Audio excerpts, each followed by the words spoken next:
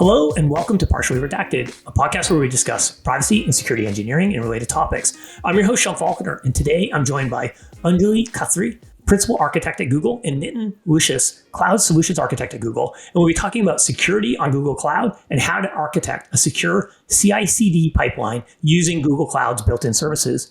Anjali and Nitin, welcome to the show. Yeah, thanks for having us. So you wrote this great article about DevSecOps and building a secure CI/CD pipeline using Google Cloud that caught my attention.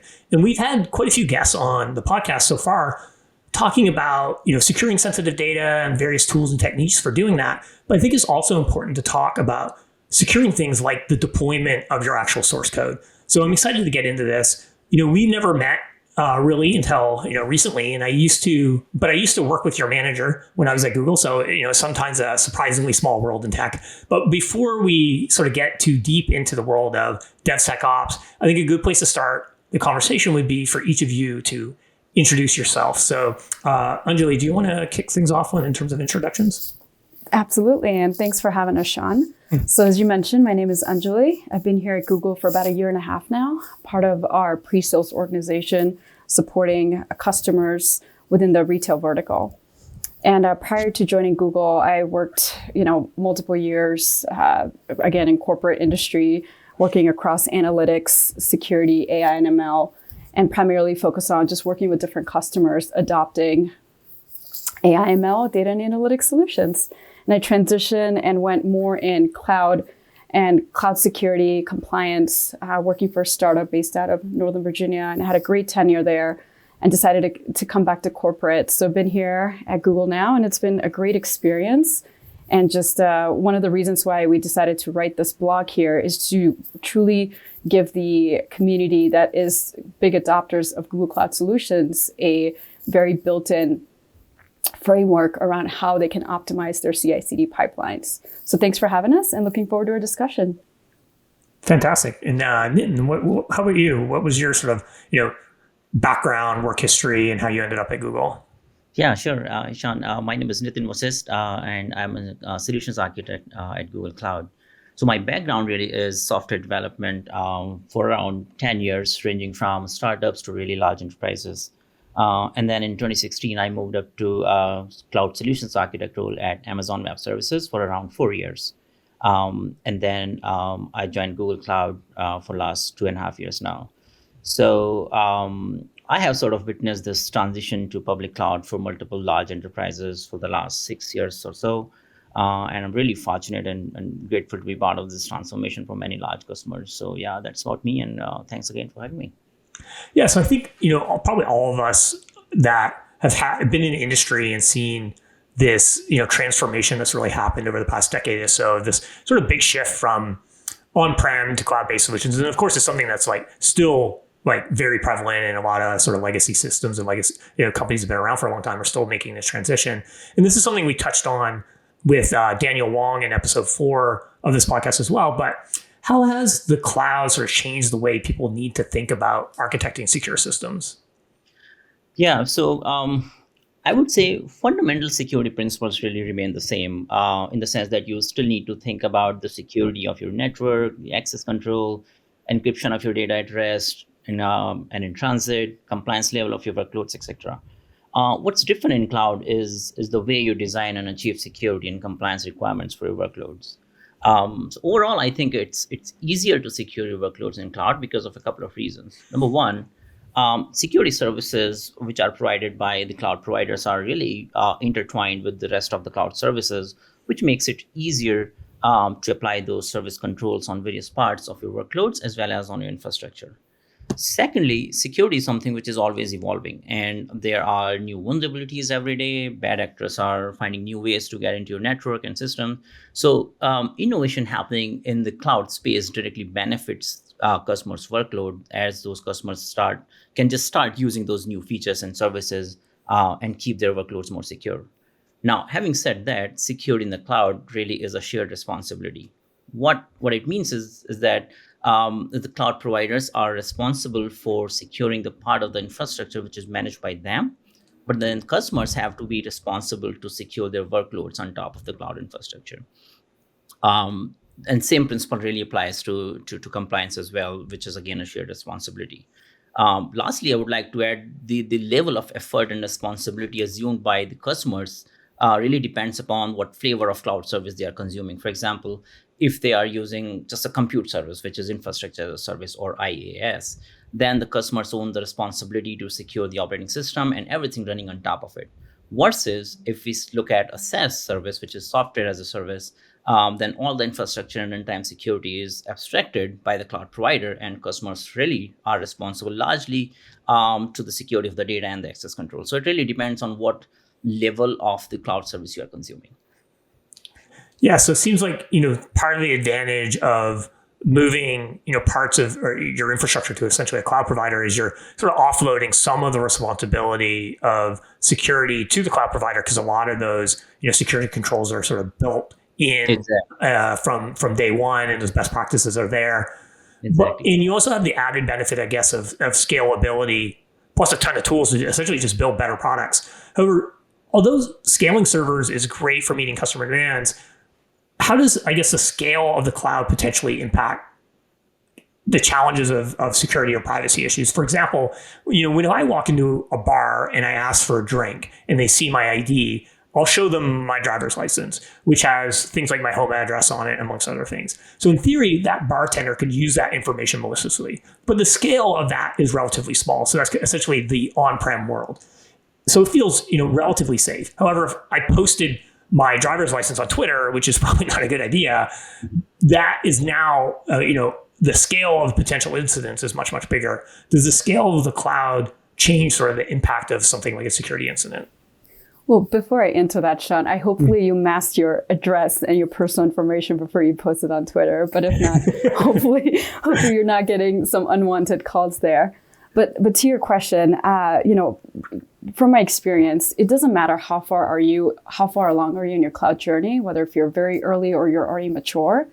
The idea is security. When it comes to security, privacy, and compliance, those are some things that you have to prioritize from day one. You should be working with your infrastructure teams, with your digital data across your different organizations. Security needs to have a seat at the table, prioritizing no matter how early or how mature you are in your deployment. So whether if it's starting with collaboration, the security team will bring in their point of view on, hey, here's where we think we should prioritize, whether if it's cloud misconfigurations, deployments, or however they're seeing when it comes to access, when it comes to just also monitoring compliance, depends on the industry that you're a part of. So it should always be a number one priority, regardless of how far along you are in your scalability of your cloud deployments. Yeah, absolutely. One of the things that was touched on in the first episode that we ever did for the show with the CEO of Skyflow, Anshu Sharma, was he talked about how security and privacy really have to be sort of baked into the culture of a company to do it well. It's not it's not a feature that you're checking off. It's something that is sort of baked in the core of the business, and everyone understands that those are important things that should be prioritized from day one. So while doing some research for today's conversation, I learned that the term DevOps was first coined in 2009, but it seems to have really blown up in the last couple of years, especially with the growth of a variety of startups in the DevOps space. How do you define DevOps? Yeah. So DevOps really is a concept which can be looked at from, I think, different angles or lenses. So essentially, it's a combination of cultural changes and practices in your teams and a set of tools and technology. The primary goal of DevOps practice is to increase the velocity of software release and the productivity of your IT teams. If you think about this, the software development practice traditionally has been done in a way that a team of developers develop the application, and then a separate IT operations team then takes this application and runs and operates and supports it in production. The cultural change aspect of DevOps basically tries to remove this boundary and brings the devs and ops teams together, or sometimes even make this one team responsible for developing and operating that application in production. The other aspect of DevOps is to make the software delivery more consistent, reliable, and fast. And this is exactly where the automation of your build, your test, and deployment phases come into the picture. And it forms the basis of what we call as CI/CD pipeline, which stands for continuous integration and continuous delivery pipeline. So the idea of a CI/CD pipeline is to automate the whole process of software build, test, and deployment, all the way from the point when the developer is checking in the code into a version control system to the production deployment. So this whole automation of the pipeline eliminates the human errors, automates the process, and increases the velocity to ship new features in your software. Was there a particular like incident or technology development that happened in the last couple of years that has made this area sort of so hot right now for businesses as well as companies essentially innovating in the space? Yeah. So if you think about in today's market, agility is one of the key differentiators for companies. So companies who are able to move faster are surging ahead from their competitors. So, and releasing software in a faster and reliable way is a key capability that makes an enterprise more agile. Now, with the more microservices architecture and containers becoming more and more prominent, DevOps basically provides a way to deploy your software at a faster pace, which naturally complements the microservices and container-based workload. And then with the practices of pushing and changing several smaller changes every day and using immutable deployments via container images, it has become incredibly important to have a reliable and automated way to deploy these changes into a production environment so that these changes are available to the end users as soon as possible. And DevOps enables exactly this feature. And therefore, it plays a really critical role here and makes DevOps at the center of the agility for an enterprise. For this reason, more and more customers are adopting DevOps practices lately.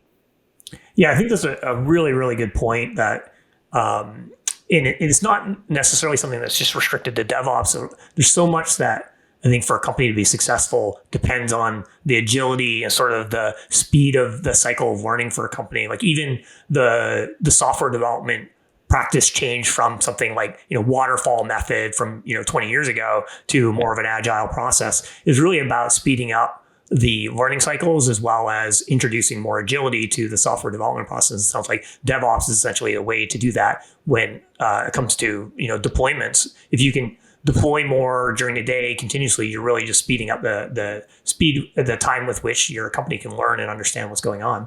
Exactly. And one thing to add to that, Sean, the other practice that's really taking mature adoption, at least in the last few years, is the concept of site reliability engineering.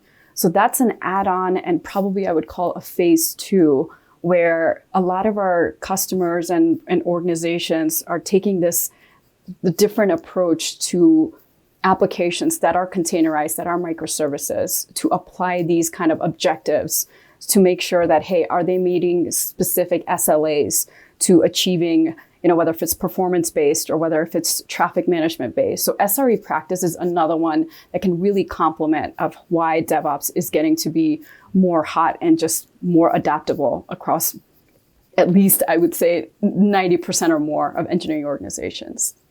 Yeah, absolutely. And I think as well with the public cloud and the scale with which companies can kind of reach users, it brings things like DevOps or SRE requirements to businesses much earlier in their life cycle than probably it did 10 years ago, because essentially you can scale globally now on day one, which was something that was really, really hard to do when you were running servers out of a closet in your company's office. Yep. So how does the shift left movement for security relate to what's happening in DevOps? Yeah, so shift left makes a lot of sense when you think about it in the perspective of DevOps. So when we create a software delivery pipeline, shift left means really that we think about security from the get-go, which means like right from securing the code base, scanning your code base or container images for vulnerabilities, creating security boundaries around who can initiate build or trigger the deployment, what images are allowed to be deployed on target, etc. Right? So the idea here is that security is not an afterthought, but it is something developers and each team really should be thinking from the very beginning of the software design and development process. So shifting left on security is also one of the DevOps capabilities which are identified in DORA's research programs. And for listeners who are not aware of what is DORA, DORA stands for DevOps Research Assessment. And DORA's State of DevOps research program basically represents several years of research and data from over thousands of professionals worldwide. Really, if you look at a software delivery pipeline from left to right, essentially you start thinking about security from the very beginning, like the leftmost point, which is where the developer is writing the code or checking in the code into the version control system and all the way to the production deployment. Mm-hmm. And then just with this concept of shift left and also DevOps, where's sort of DevSecOps fit in? Like, what is that, and how does DevSecOps fit into a company's overall security and privacy program and strategy? Yeah, so DevOps, so DevSecOps is a form of DevOps itself, where we introduce security concepts to secure the delivery pipeline, and essentially each team is more security centric, so to speak. So if we are doing DevOps practice and we are thinking about security from the very beginning, again related to the shift left concept we talked about.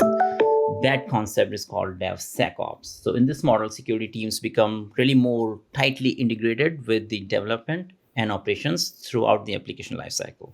So when security is the focus of everyone on the DevOps team, that model is sometimes referred as DevSecOps.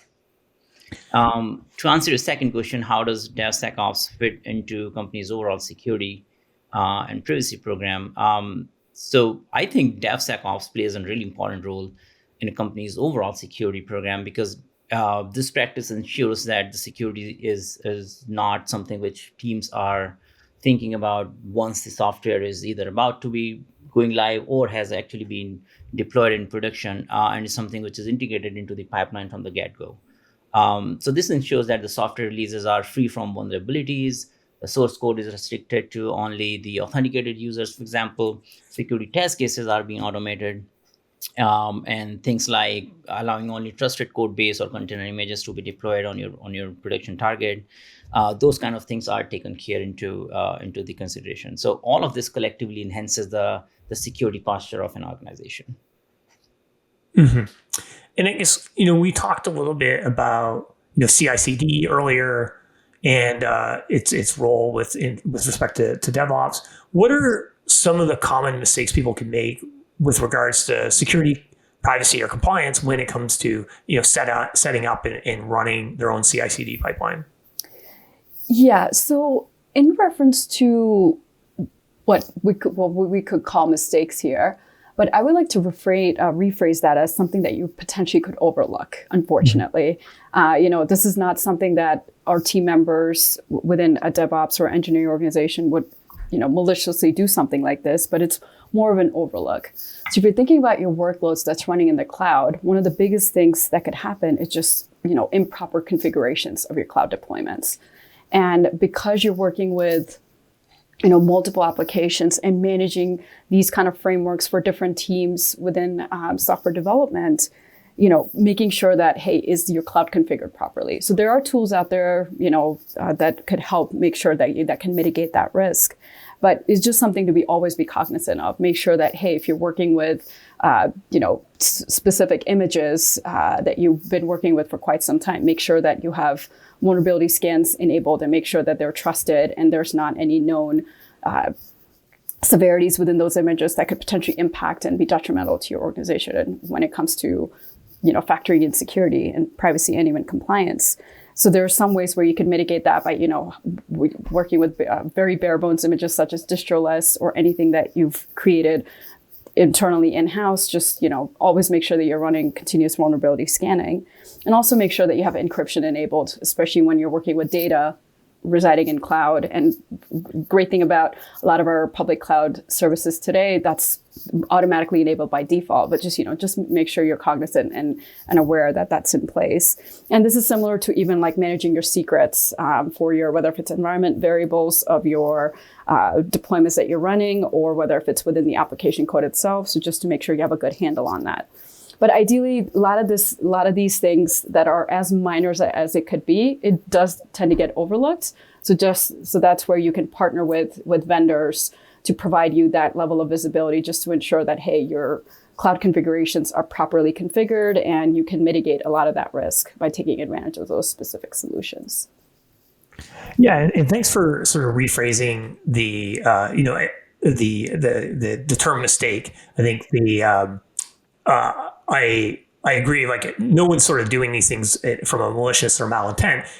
It's more not realizing that these are potential problems, or that certain sort of security or privacy controls need to be set up from the first place. But I think as a whole, most people sort of working in the technology industry, they want to do what's right for their customers, their users, and make sure that those things are locked down. And these things just happen mostly, sometimes just from an oversight, as you said.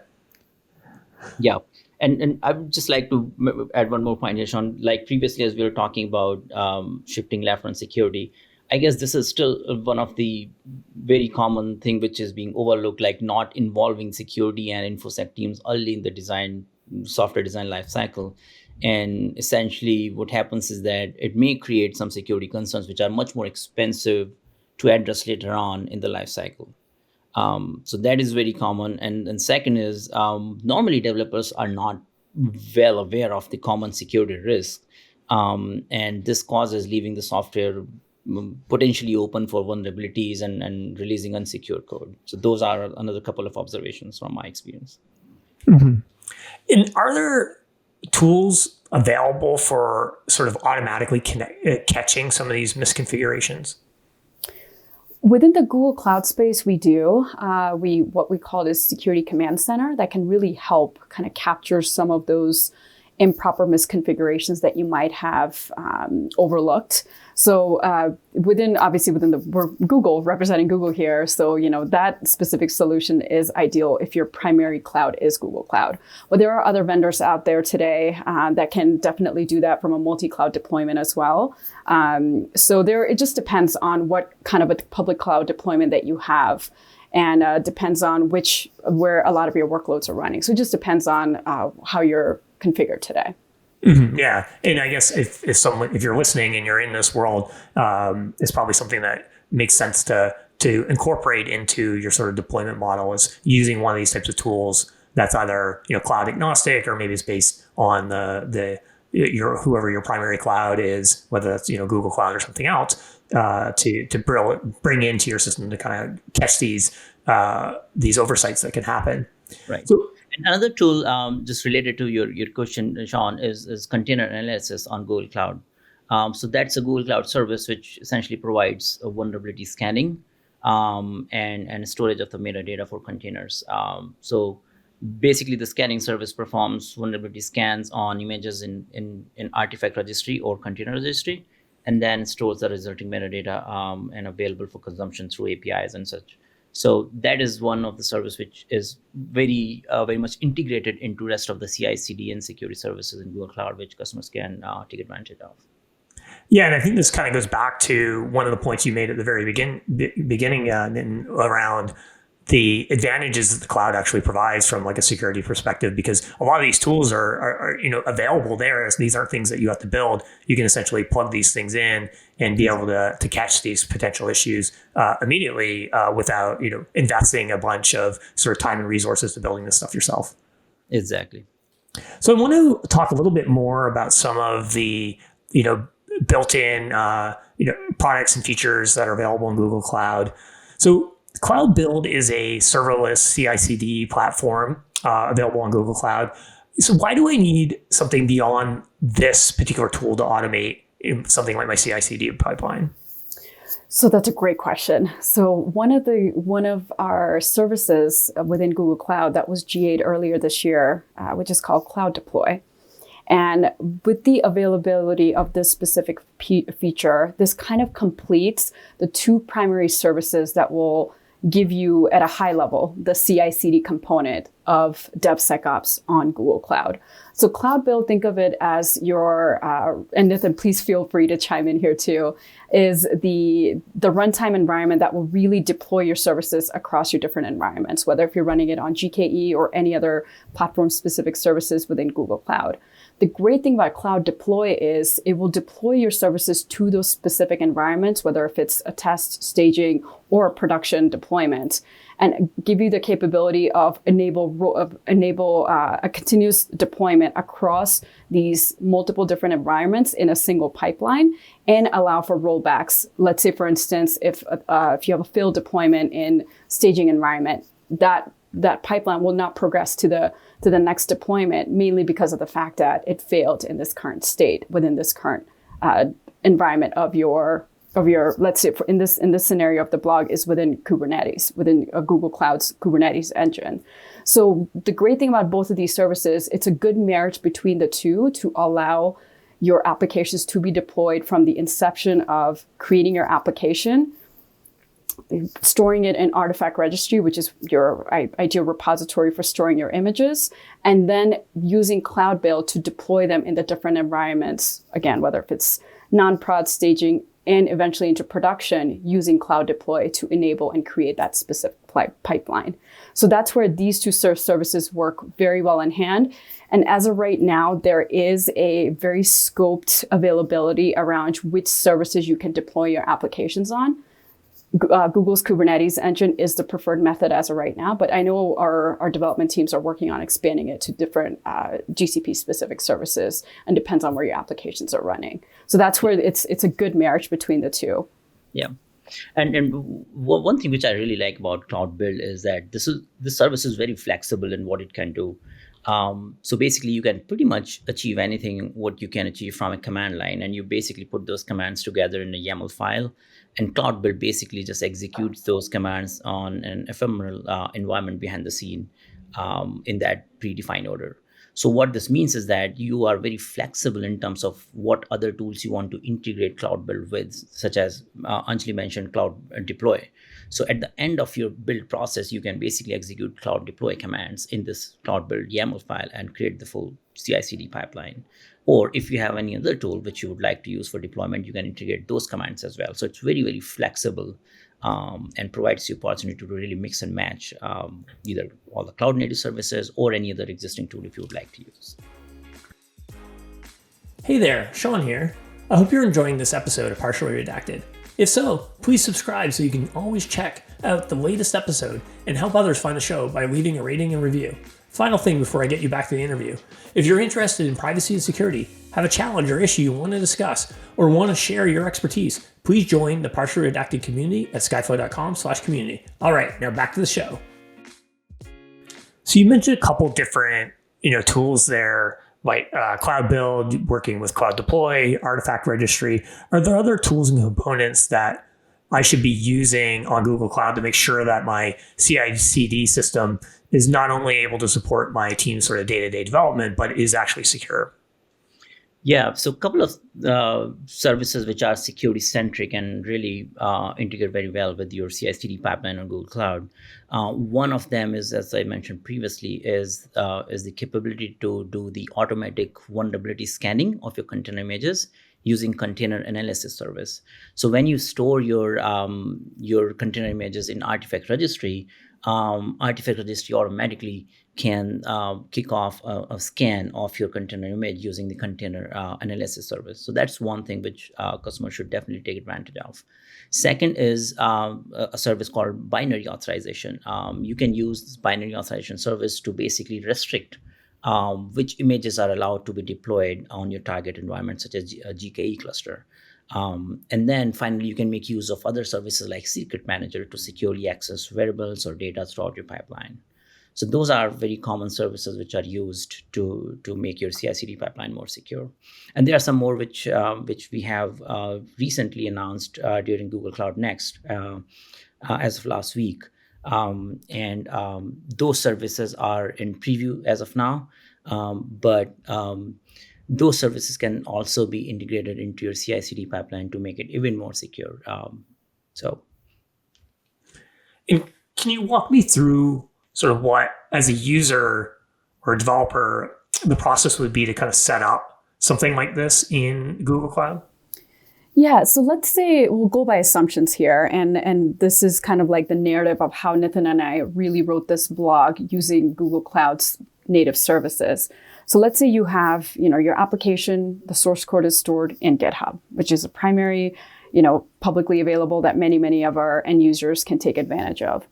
So what you do is once you have your application source code pushed out into your GitHub repository, first thing you will do is you will create a integration within Cloud Build to set up a connection between your GitHub repository and just kind of like create an integration. All it does is, ask you to authenticate and allow for GitHub to access your GCP's Cloud Build environment. You add in your credentials, select which repository you want Cloud Build to connect to, and then boom. It's like a fairly quick 1 to 2 minute process that you can do within Google Cloud's console.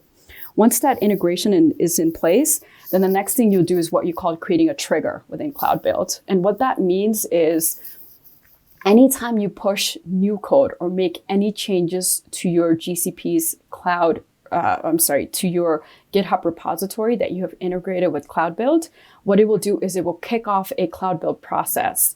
And that process is dependent on a specific YAML configuration that Cloud Build allows for. So that way, it's just a step-by-step invocation of, hey, either I'm going to first create a Docker image of everything that I have stored in GitHub.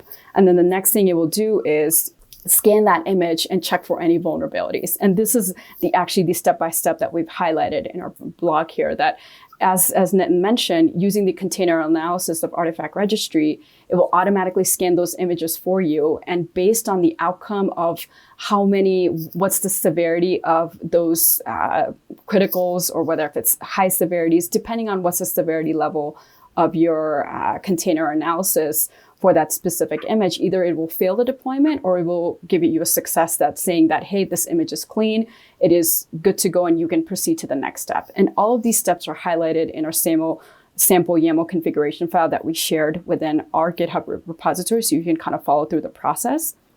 And then next, once you have a successful vulnerability scan, what it will do is it will push that Docker image to be stored in Artifact Registry.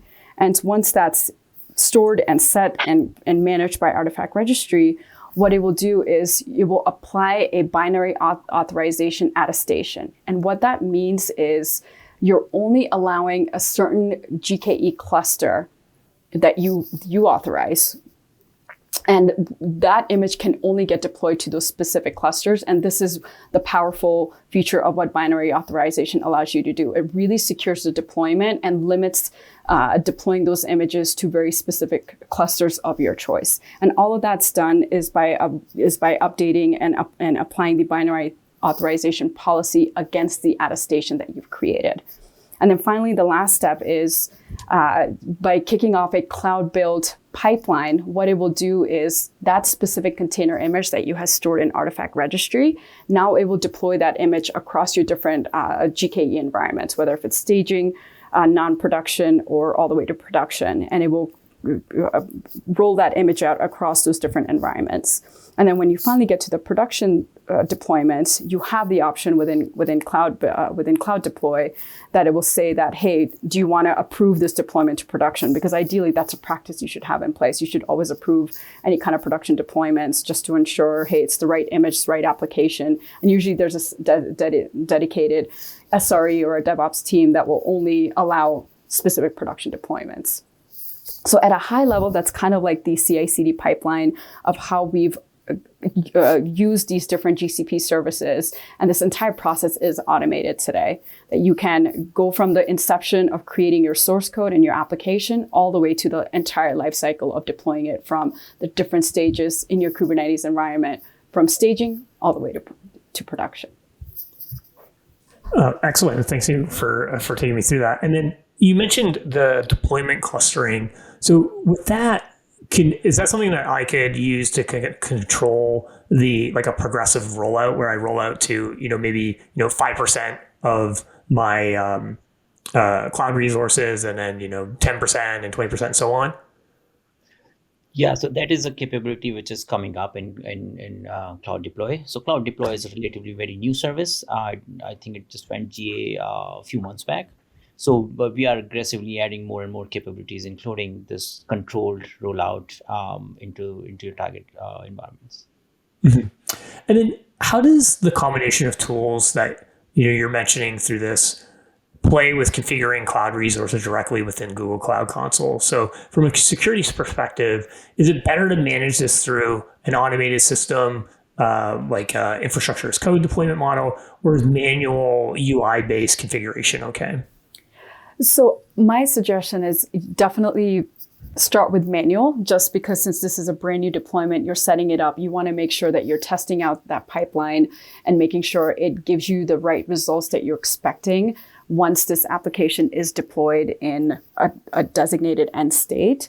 So highly recommend that you start with a manual deployment first. Then obviously the end goal is you do want to automate this process, because nobody wants manual these days. It's the overhead of managing manual deployments. It's just a headache, not just for DevOps teams, but also for the SRE teams and even for application developers too, because they want, if they've develop something, ideally you want to see it in an end state of running in production. So ideally recommend to do both, just so you can have a verified deployment from a manual process, but the end goal is you definitely do want to automate as you get to that final state of your end state being running in production. Yeah, and imagine like doing everything manual sort of takes away from some of the advantages that we talked about earlier of the DevOps CI/CD world, where you're slowing down those learning cycles by having to essentially manually trigger and configure the deployment each time. Yep. And then again, infrastructure as a code is another great concept, which basically allows you to replicate the infrastructure in other environments within a matter of minutes. So that is like an added advantage of automating this whole creation and operation of CI/CD pipelines.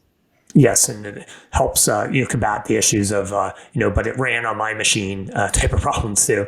So from a security perspective, I of course want my cloud resources locked down. I want customer data protected.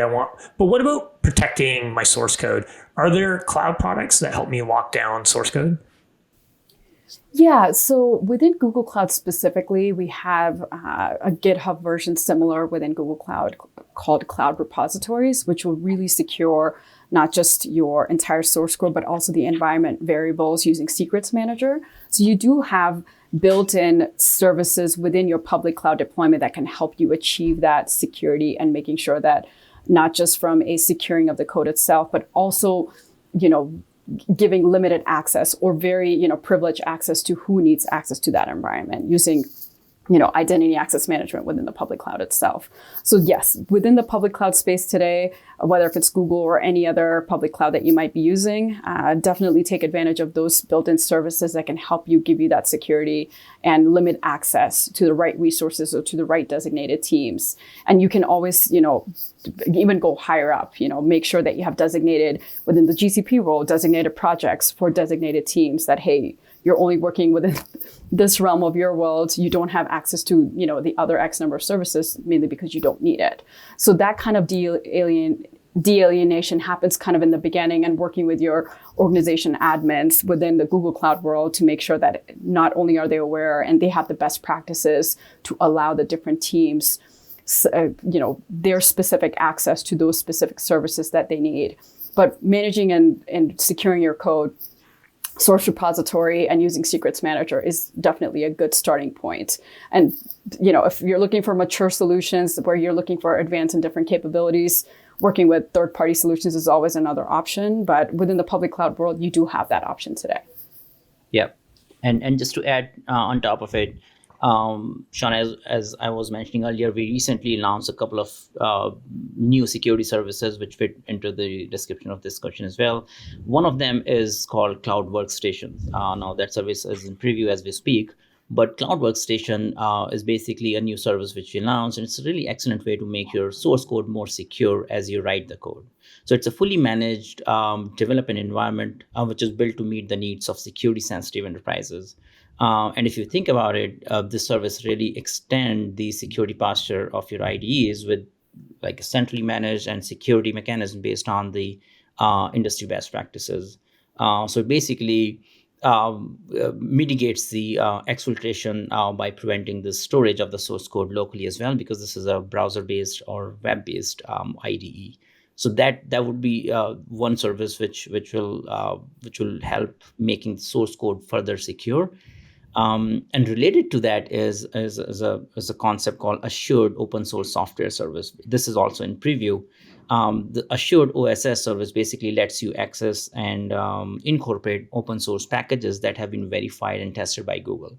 So if you think about it today, developers use a lot of open source libraries and softwares. And without proper scanning on vulnerability of that code, if there is any vulnerability found in one of those open source packages which you are using, your source code directly gets impacted by that. So using the libraries from the assured open source software basically ensures that you are not using those open source packages which are prone to some vulnerabilities. So these packages are basically built by Google's secure pipeline, and those are regularly scanned, analyzed, and tested for vulnerabilities. So that would be another fantastic service to start using, especially for the teams who heavily use open source softwares.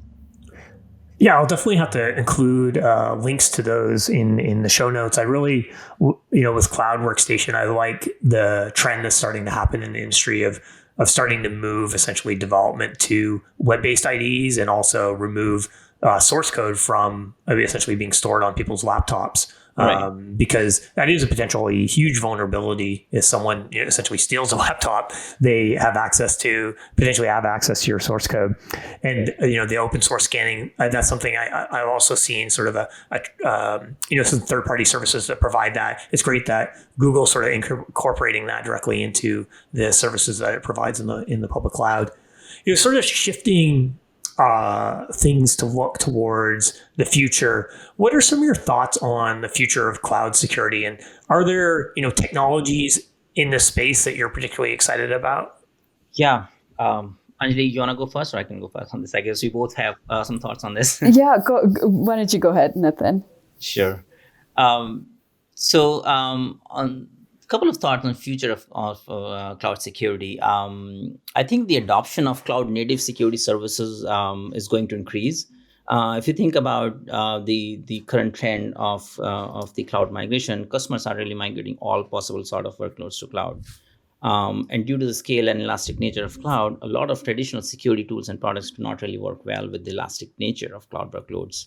And therefore, securing these workloads in cloud requires more cloud native security services that can scale along as your workloads scale with the growing amount of traffic. So I believe the adoption of the cloud native security services will increase in future.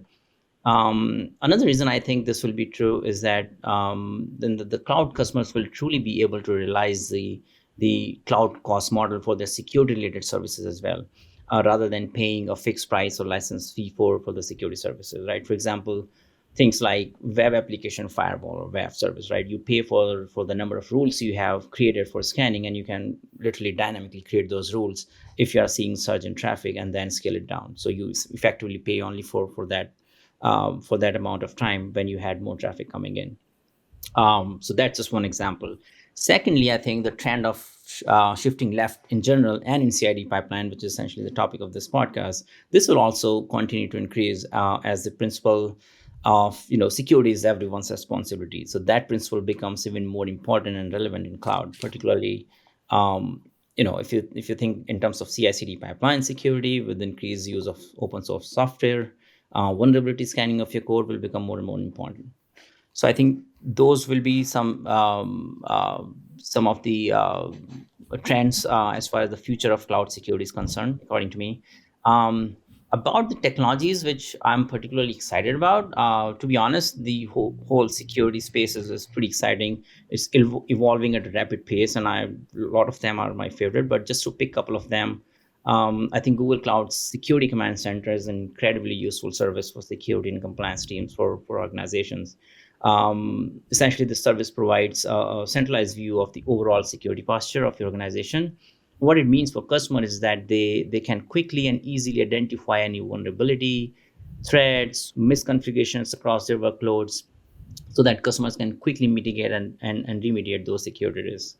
And second thing which I'm really excited about is another new announcement we did last week as part of Google Cloud Next, is a security of software supply chain. So we basically announced a new solution which is called Software Delivery Shield. So again, that is built upon the very similar concept on what we're talking here, and we also wrote a blog post on it. I think those two are my couple of favorite areas I'm excited about. Yeah, and just to add to what you had said earlier, Nitin, with companies that are in a specific public cloud environment today, and that's their primary cloud, using those built-in services will definitely be key here. But when you're thinking about certain organizations who have a multi-cloud deployment, that's where that gets a little bit tricky. So around the thoughts of from a future point of view where you're thinking cloud security, it's going to be both for me. And the reason why I say that is because if you're thinking about, or if you're working for an organization that's a brand new startup, and most of the time with startups, they're small, they're nimble, they're working on either a singular application or multiple features within that application, there is a higher chance that you might be deployed on a single cloud environment. So for that, when you're talking about security, using those built-in services makes sense. But now if you scale above, if you're looking at multi-conglomerate, large corporations like multi-billion dollars for top Fortune 10, Fortune 100, there is a higher chance that those kind of companies are on a multi-cloud, mainly because of different organizations, multiple workloads, and also a preference for some of your teams. So when you have those kind of larger deployments, using solutions that, from a security point of view, that are supportive of multi-cloud, you have to also factor that in. And, as we're Google, obviously we're going to talk about Google Cloud native services here, but you also have to think from that point of view too. Like, as being part of as working where we work with customers, we advocate for them. That's kind of like the first question we would want to ask. Are you on a primary cloud or your multi-cloud deployment? So based on that kind of a response and how mature are you, that's where that specific solution can come into play here. And the other thing is security is here to stay. It's not going anywhere. It has to be a number one priority from day one. And it's something that has to mature over time in lockstep with your peer teams, whether if it's digital infrastructure, application development teams, DevOps teams, SRE teams. So security, like I said earlier, they have to have a seat at the table working together to make sure that all of those prioritizations from a InfoSec point of view, from compliance, security, risk, those are all jotted down and deployed over a time period. Like, you're not going to get everything done on day one. It's just a matter of mapping it out from day one to year 1, 2, and 3 and how that could look like. And going into the specific technologies that I'm personally excited about, again, it depends on where are you in your maturity of your cloud adoption today. So specifically for me, I'm, as we talked about Cloud Deploy as one of our flagship features for the continuous deployment within GCP, I'm really excited to see how this solution takes on adoption of other services. So right now we have default support for Kubernetes. Ideally, we're talking about containerized applications, microservices that are running on a Kubernetes environment, especially if it's managed by GKE. Cloud Deploy is very mature in that space today, but I'm looking to see how can that expand that to other services within Google Cloud itself. And also personally, I'm also a fan of, our third-party solution providers out there today. We work with multiple of them. Companies like Palo Alto, one of my former alma maters, a company called DivvyCloud, which was acquired by Rapid7, which is primarily focused on misconfigurations within a multi-cloud deployment. And a third company that I'm a huge fan of is Wiz.io. Great work that they're doing, not just from similar to a cloud misconfiguration, but also workloads that are shifting left. How do you prioritize those and making sure that they're secure? So some of the companies that I'm excited about, and just really seeing the future of where Cloud Deploy goes next. Yeah, there's a tremendous amount of developments going on in this area, and I think you both made some really great sort of points and insights there that is a good place to kind of start to wrap up. One of the things that Nitin, you talked about was a lot of the tools and technologies that were just announced as as recently as a week ago at Cloud Next, and there's such a plethora of sort of tools in the space that makes it probably challenging for someone who's setting up something like a CI/CD pipeline, and maybe they have the best intentions at heart, but as we mentioned, oversights can happen. What are your sort of recommendations, I guess, for someone who's starting to try to learn more about DevSecOps and cloud security? What sort of resources or places should they go to kind of be able to keep up to date with everything that's happening in this space? Yeah. So I would recommend, so there are multiple resources to follow on this, but I would recommend a couple of things here. I think the Google Cloud's blog on security and identity, so that security and identity section on Google Cloud's blog is one of my favorite place to go to see what's happening latest, what new services we are launching, what new solutions we are launching on Google Cloud. So that's one of my favorite.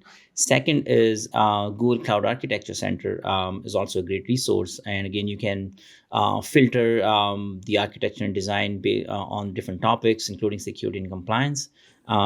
So those two are my favorite to-go resources to keep myself up to date about what's happening in the security space. And obviously, we wrote a blog post on creating secure CI/CD pipelines on GCP, which is also part of this blog post as well.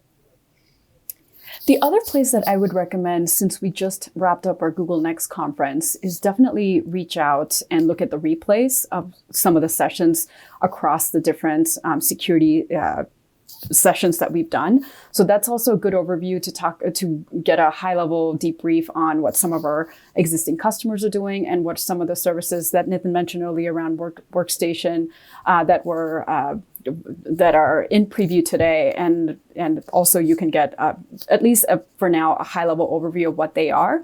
So Next is another good outlet. And then the other thing that I always advocate to even my own customers is just looking at the different best practices that Google recommends, whether if it's security-based, whether if it's infrastructure, DevOps, or even SRE, or even application development. We have a bare bones kind of like a baseline that Google recommends, which is a good starting point. And if there's ever, in-depth details that you need, you can always leverage our forums that can give you some additional answers. And obviously, if you're a customer of ours or prospect customers, reach out to our organization, and we're happy to, set up deep dive sessions and explain some of what those capabilities could look like. So you have multiple avenues, and and exclusively to what Nitin said, the Architecture Center and also our blog post is a great resource just to kind of get a high level overview of what some of these services are doing today and what some of our peers have written, just to kind of provide their narrative on how they work and how do they work with different Google Cloud services as well. Yeah, and just to add to what you mentioned about the Cloud Next videos, I believe all those are freely available on YouTube. So you don't even have to be registered for Cloud Next, and you can get access to them. You might even find some old presentations at Cloud Next by me if you start to dig into those. So I want to thank you both for coming on the show today and sharing your knowledge about the emerging field of DevSecOps and how to secure CI/CD pipelines using Google Cloud. I'll make sure, of course, to link to your article and some of the other resources and updates from Cloud Next that were mentioned, so people can dig into those details further. But thanks again, and cheers. Yeah, thanks for having us, Sean. Thank you for having us. We had a great time, and thank you for the dialogue.